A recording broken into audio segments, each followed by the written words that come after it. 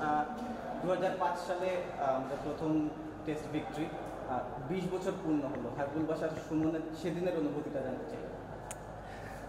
I was very happy, truly happy, কারণ আমরা test খেলা শুরু করেছিলাম 2000 সাল থেকে। 5 বছর হয়ে গিয়েছিল কোনো টেস্ট ম্যাচ জিতি না। একটা টেস্ট ম্যাচ জেতার খুব কাছাকাছি চলে গিয়েছিলাম মুলতান টেস্ট ম্যাচটাতে, সেটা জিততে পারিনি। বাট যখন এই টেস্ট ম্যাচটা জিতলাম, I so happy.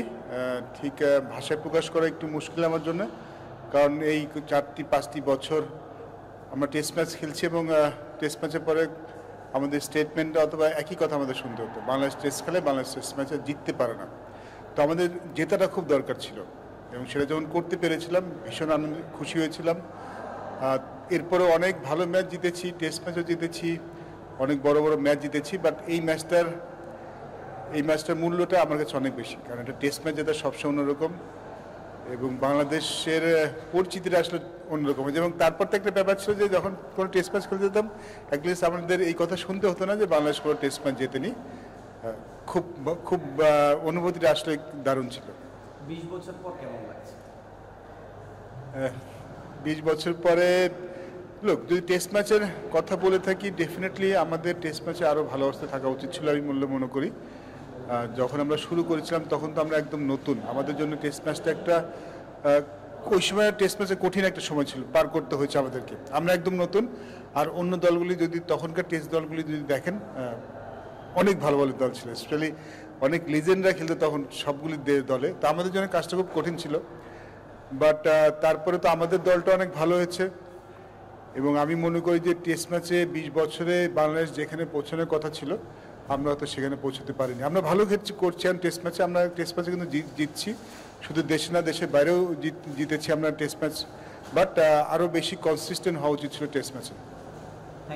Thank you. কনটেক্সটে আমরা জানি যে আসলে কিসের জন্য কথা বলা হচ্ছে, সেদিনের যে জুনিয়র আশরাফুলকে কতটা আবেগ ছুঁয়ে গিয়েছিল একটু যদি বলতেন। অবশ্যই, আসলে আমি বাংলাদেশের হয়ে সেকেন্ড টেস্ট থেকে টিমের সাথে ছিলাম, প্রথম টেস্টে স্ট্যান্ড বাই ছিলাম।